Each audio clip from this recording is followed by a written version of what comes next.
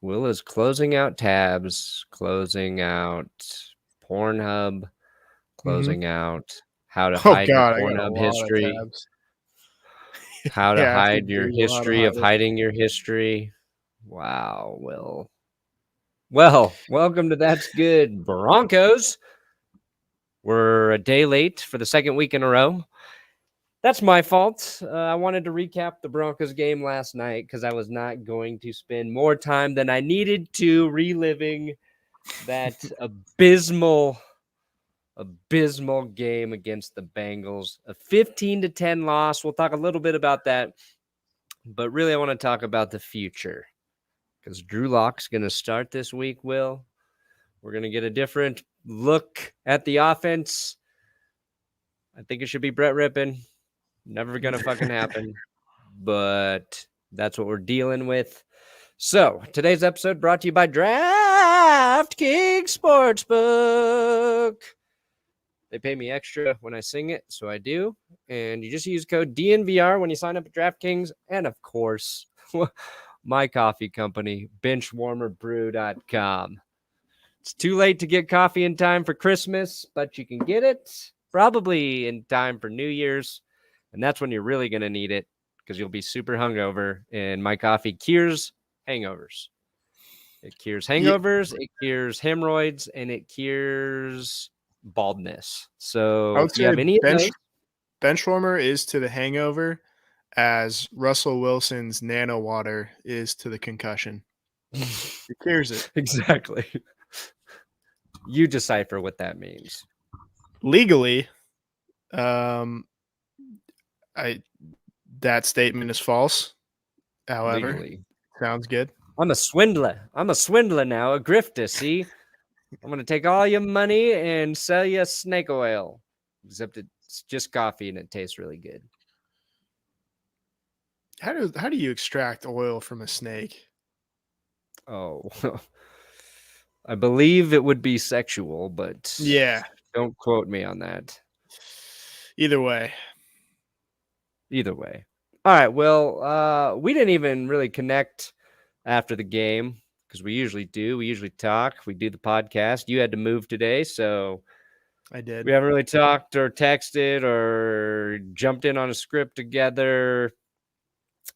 What was your takeaway after that game? Yeah, just a really good job, I think, almost the entire game by the defense, and another really impotent job by the offense, which comes to no one's surprise. It doesn't feel like this offense can string together multiple competent showings, and no. We all hope Teddy's okay. That was a really scary hit. Yeah. I don't think they were winning the game with either quarterback yesterday. No. I will give, here's what you get from Teddy. You're probably not going to turn the ball over in a big spot. Here's what you're getting from Drew. He's going to push the ball down the field, and he's going to give those big wide receivers a chance, like he did with Tim Patrick. Whether that ball's accurate or not, you don't know. But they didn't seem like they were going to push for many points with Teddy. And then with Drew, you get the points, and then you get the big turnover at the wrong time. That's kind of the story of his career. Yeah. And it's unfortunate because he put together a nice scoring drive, and he was putting together another nice drive, and then the weird fumble happened. It was an RPO, and he should have handed it off to Javonte Williams. It was a read option. It was a read option. Was a read option, run pass option? Like, what's the difference? Well, read option, there's the option to hand the ball off to the running back or for the quarterback to keep it and run. Run pass option is hand the ball to the running back or the quarterback makes a quick pass. Oh. So Drew Lock was trying to get around the edge and run. Drew Lock was going to just run there, was what he was going to do. That was the play. So There's no path I involved. can attest to this, and it's why I stopped playing quarterback after 8th grade. Because we ran the option. That's all we did. And my only job was to read the defensive end. If he steps forward, I'm supposed to pitch the ball. If he plays back, then I have the option to cut in and, run whenever I want. And I didn't like that pressure because sometimes you can't really tell what the defensive end's going to do, especially in 8th grade, because they don't know what the fuck they're going to do. But watching that play, Kareem was coming up at him before he even decided to not hand off to Javonte Williams. So if he's basically trying to read that end, that was the wrong read from the snap of the ball. So yeah, I would say it was the wrong move. And when you have Javonte, and I don't know why you would even put, I guess that's what it comes back down to too, is, and it was kind of a weird fluky thing. It's not like Drew Lock, even if he does that play again, it's not like he's going to fumble that play, 10 out of 10 times. It's probably just a loss of a couple of yards. Yeah, like, you don't think about it as too severe of a game-changing play. Right. But why is Pat Shurmur even telling him to do that there? Just like, that's what he doesn't do his quarterbacks any favors that are young. So just call the fucking handoff. Hand the ball off there to your guy who's probably going to break a tackle and maybe make a play. And we're complaining about the same thing every single week, and I'm tired of doing it. But maybe Drew Lock through the course of an entire game gives you a couple more of those nice opportunities to score. It's more of a question it's like maybe you score some more touchdowns with Drew Lock, but maybe the defense gives up more points because his mistakes are putting the defense in a bad position. That's kind of like your trade-off, right? That's true. Yeah, I mean, the original formula, the Teddy formula is not going to win. And yeah, Drew gave him the lead. I mean, we have to, factor that in. He put the team ahead, and then Justin Simmons promptly surrendered. What was it, 54, 56-yard touchdown to Tyler Boyd? Yeah. And they don't give up plays like that generally. Yeah, no, he doesn't. And he was coming in from the deep safety position to, fill in and be the most traditional definition of the word safety, like the last line of resort. It wasn't like he was covering Boyd on that play, but when he came up to tackle him, you don't see Justin Simmons whiff on a tackle like that, and it just happened to go for a touchdown. And it was a third of Cincinnati's passing offense. A third. Yeah. Right there on that play. No, it's too bad because, I mean, obviously, if you say, we're going to hold the Bengals offense to 15 points, you'll take that every single time. Yeah. And you can't really complain about the defense because this is a defense that held Jamar Chase to one catch for 3 yards. Held Joe Mixon to under 60 rushing yards, one catch for a couple of yards. T. Higgins, who's had 3 straight 100-yard receiving games, had 23 yards receiving. Hi, T. Higgins. Sorry, that's my thing now, Will. Hi, T. Higgins. He was playing low T. Higgins. You might want to call his doctor. 23 yards. But it really spoiled what I thought was a great performance by Ronald Darby, Bryce Callahan, Patrick Surtain. They all did a great job.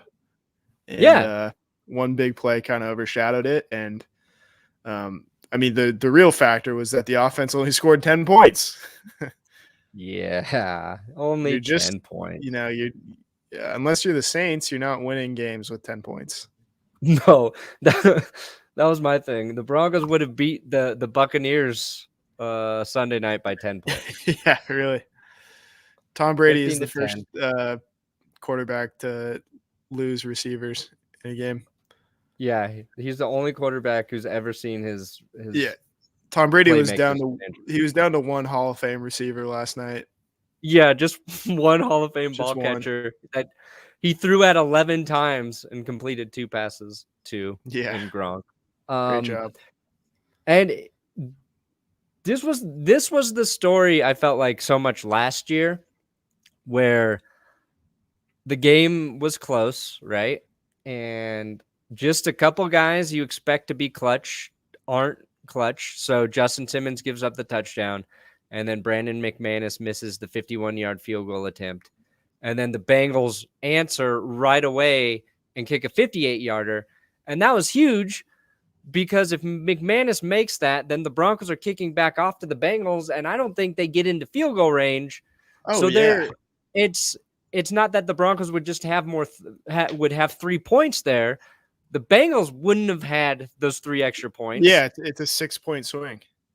And it would have made all the difference late in the game. Like, Denver just would need to get into field goal range, or they would have had the lead. I don't even know how the math works there, but they could have won with a field goal. That's all I know. Yeah, the problem there to me was I don't think the clock management was necessarily wrong with what they're shooting for. A lot of people were kind of trying to pile on him for not managing the clock well. The problem is they were playing for a field goal. Yeah. They were playing to run the clock down as far as they could and kick a field goal. Turns out they didn't run the clock far down enough, and they didn't get close enough. But they were very clearly not trying to score a touchdown. Yeah, it was annoying. It was, what was it, a 6-3 game? I don't even know at that point. I think it was 6-3 Bengals. No, it was 3-3. Was it? Okay. Yeah, because then the Broncos would have went into halftime with the 6-3 lead. Instead, the Bengals went into halftime with the 6-3 lead. Yeah, so to not even, consider trying to score 7 when you had 2.5 minutes left. It says a lot about your offense and what you think about your quarterback, and it's honestly they still had Teddy in at that time.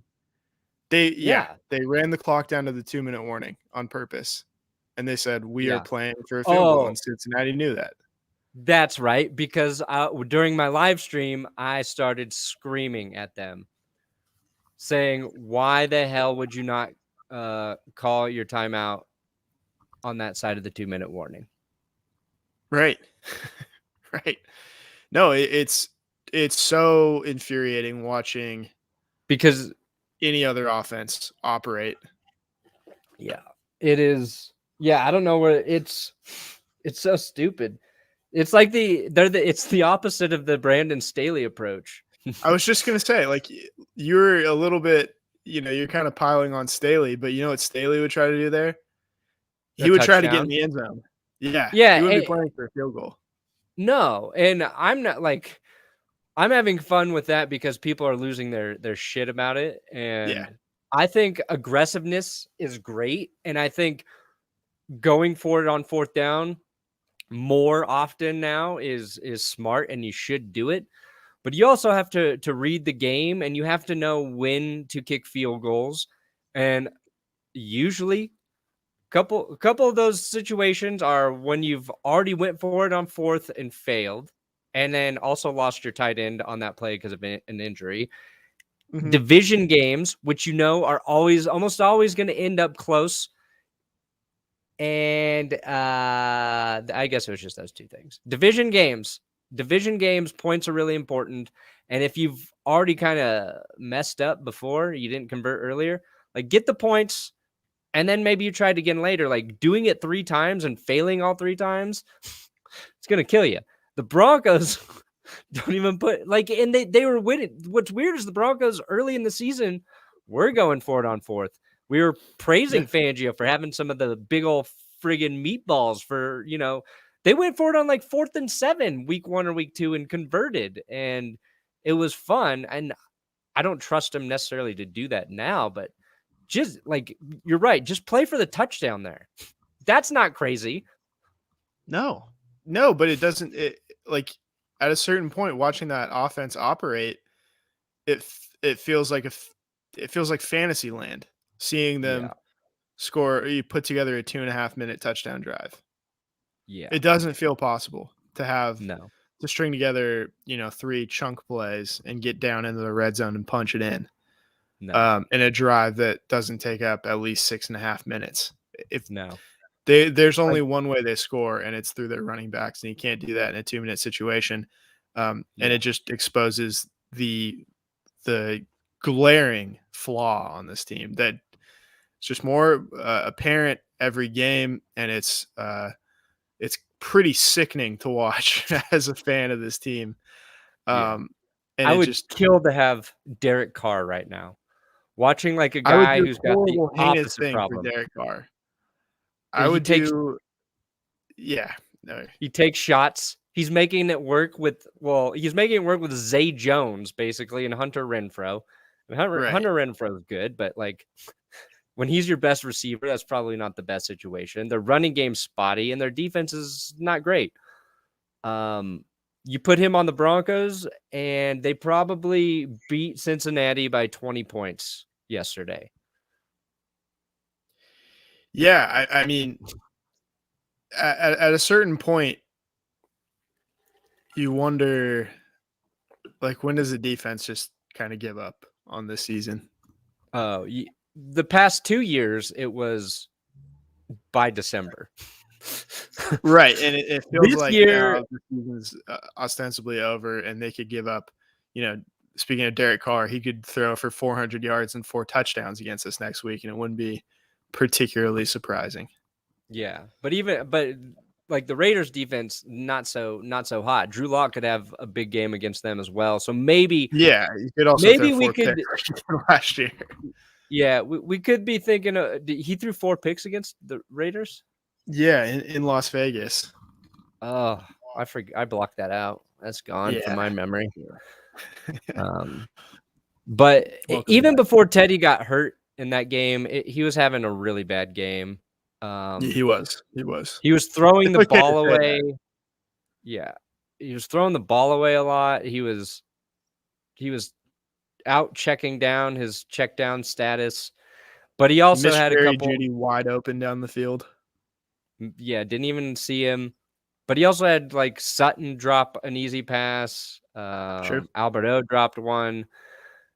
One would have moved the markers on third down. Like, it's just that thing where everything kind of goes wrong when nobody's playing on offense. And the run game, you knew it would happen where the run game was fine, but they weren't dominating because of it. And the offense can't operate unless the run game is getting close to 200 rushing yards. So that's what we know with Teddy. With Drew Lock, maybe that's a little different. And maybe, if I'm being optimistic, maybe Drew Lock throwing the ball downfield a little bit with a week to prep of maybe to God, a prayer to God, if you will. Pat Shurmur keeps it simple, draws a game plan that plays to Drew Lock's strengths, which I don't know if Shurmur can do that. I don't think Vic Fangio believes in Drew Lock. So Drew Lock's facing an uphill battle, but some play action, roll him out, take some deep shots to Sutton, who looked the best with Drew Lock. Maybe that takes the defense off of stacking the box just a little bit, and the Broncos can run the ball more effectively against the Raiders. Yeah, I mean, optimistically speaking. I was counting, and Cincinnati had 7, 8, 9 guys in the box routinely. Yeah. And they said, okay, like you're just not going to run the ball as effectively as you usually will against us. Yeah. You want to take a shot? Take a shot. We don't believe you. We don't think you can. No, it's not going to happen. And they didn't. Aside because, from the one, deep shot to Cortland Sutton that Eli Apple made a play on. Yeah, Eli Apple, you son of a bitch. Yeah, real cocky after the game too. A guy who has been such a bust for most of his career to be so cocky. Oh, Eli. And you can stack the box, but we also kind of, I think, another issue for the Broncos emerged, and that was pass protection. And the Bengals have some talented pass rushers. That they And do. the Broncos, they struggled. They struggled with Henderson, with Hubbard, with Khalid Kareem. These guys were getting pressure, and that kind of showed a little bit because when the Broncos did try to throw, a reason Teddy was kind of throwing it away was pressure. So, yeah, Garrett Bowles is really struggling. Yeah. He A couple was holding really penalties, untimely holding penalties. That felt very, nice. very untimely. It's weird how that tends to happen when Drew Lock's in the game. Yeah, it was only happened with Locke. It's very bizarre. It's very bizarre. Or maybe it's not. I don't know. Maybe he has a better feel for where Teddy Locke is, or Teddy's going to be in the pocket. Yeah. It's just like if there was a legit QB back there and your the defense is stacking the box and you have all those weapons, they would have smoked him. Aaron Rodgers behind that would have smoked the Bengals yesterday. Russell Wilson would have smoked them. And now the new guy I'm getting high on, Will Huntley. Bring me Huntley because he might be available. Bring me Tyler Huntley. Give me a guy who looks pretty good, looks kind of dynamic, or bring me Greg Roman as the next head coach. I'm not opposed necessarily to either of those ideas. I wouldn't want Tyler Huntley to be the only guy you bring in.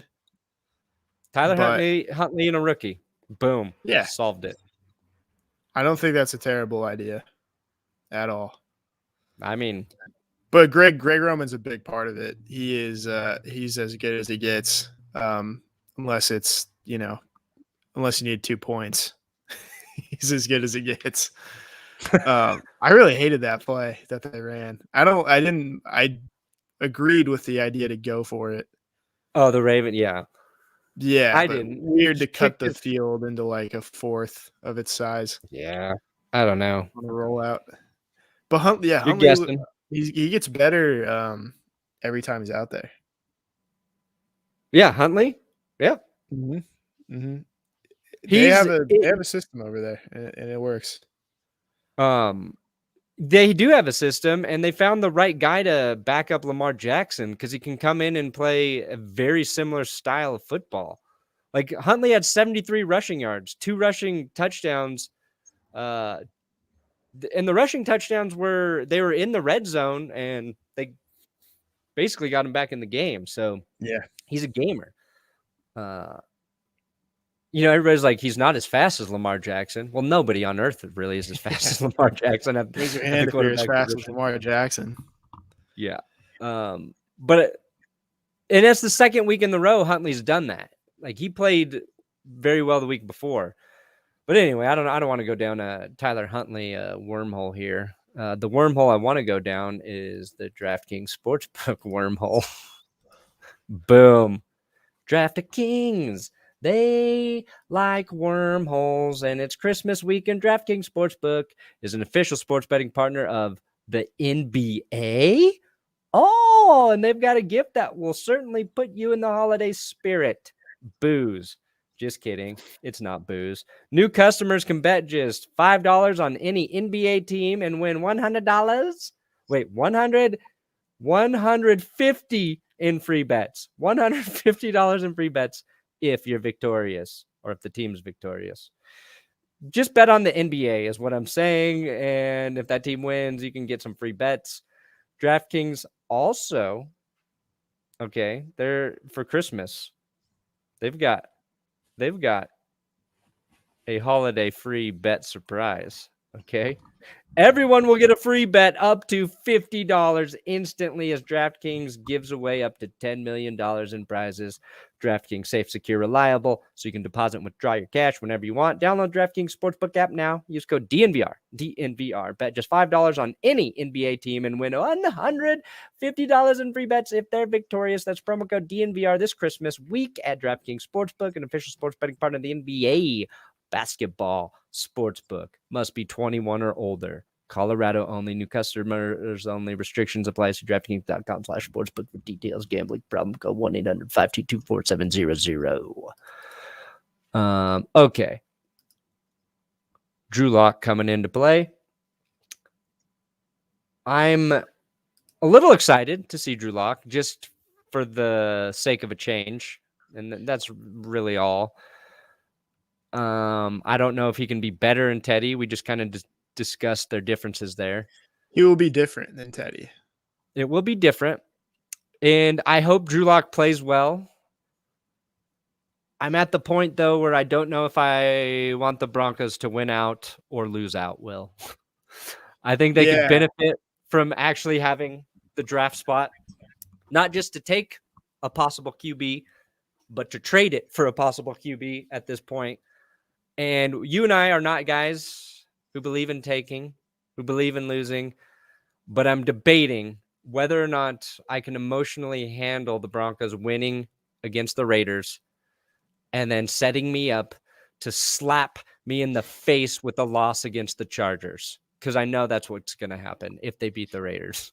Yeah, I mean, there's a difference between tanking and, wanting to tank from from week one versus knowing that you're all but eliminated from the playoffs, seeing 3 tough games ahead, and, not really caring if you win or lose, which is kind of where I'm at, sadly, for yet another season. Like, would it be cool to go 10-7? Sure. Yeah. Would it? There's not really any evidence that momentum carries over from one season to another. No, we like to think so, but the Broncos won 3 of their last 4 in 2019, and maybe 4 of their last 5 or something like that with Drew Lock. Yeah. And it they really smartly meant nothing in 2020. They started 0-3. Fired their offensive coordinator. So yeah, that's true too. This guy's making Drew Lock play well. Let's get rid of that asshole. Let's can that asshole. Pat Shermer. Funny how they coach. I think that's kind of the problem with the Broncos coaching staff, because there are clear problems with certain coaches and nothing's happened to them.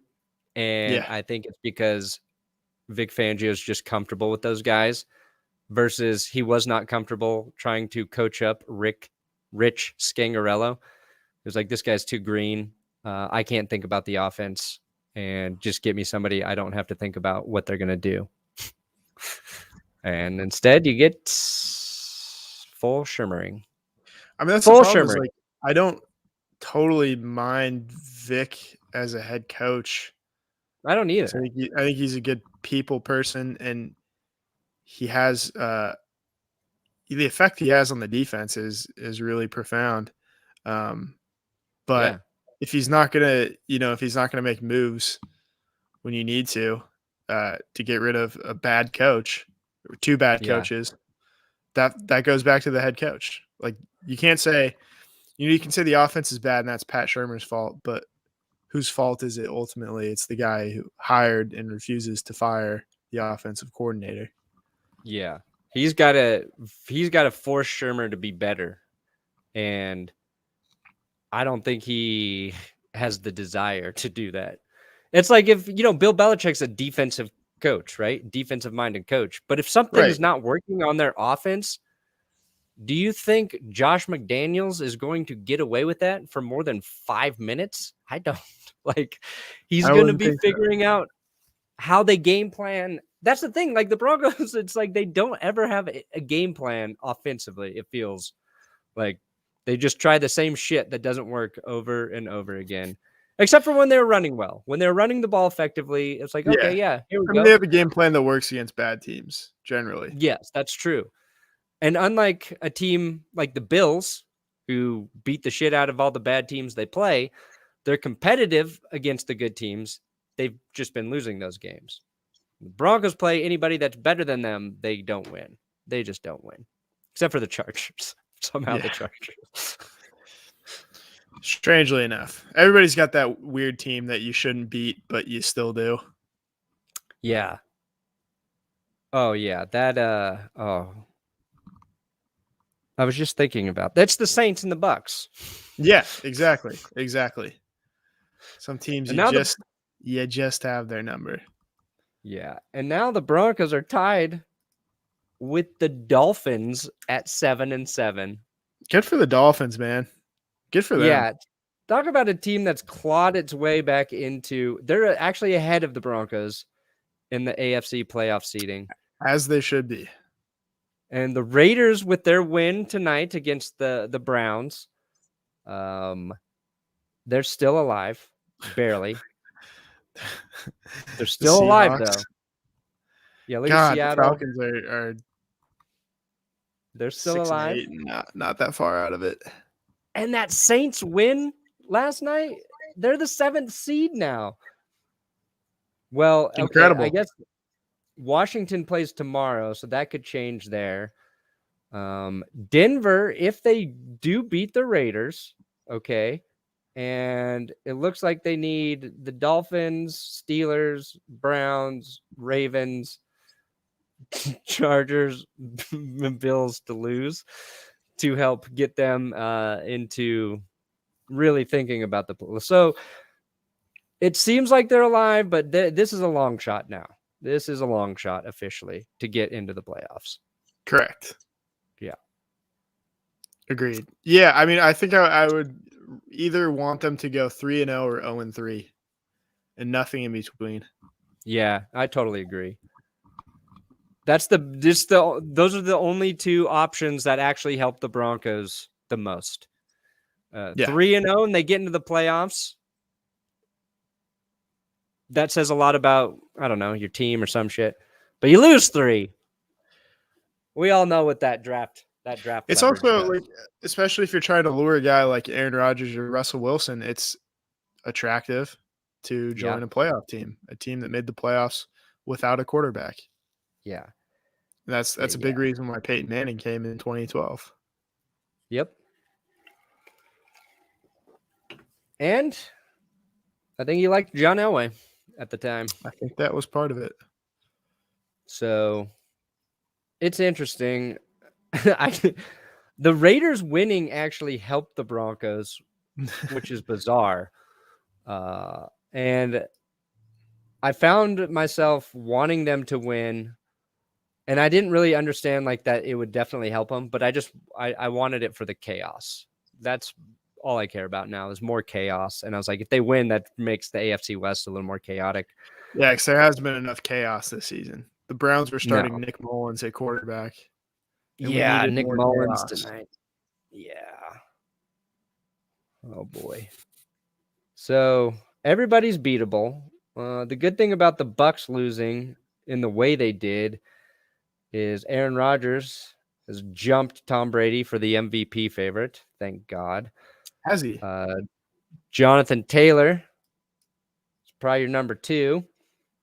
And the Rams still have to play. It's a weird week. The Rams have to play. Washington has to play. The Eagles have to play. And who else am I missing?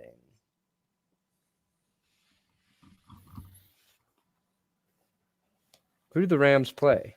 The Rams play the Seahawks, right? Seattle, that's right. And Seattle has to play. Yeah, and so we'll kind of know a little bit more on Wednesday. So it's been a long week in the NFL. We're going Thursday to Tuesday. Hate it. Is there Thursday night football this week? Yes, it is. God. The 49ers and the Titans, which is actually a good game. That is a good game. Very good. Just doesn't feel right to be playing games that have playoff implications on Thursday this late in the season.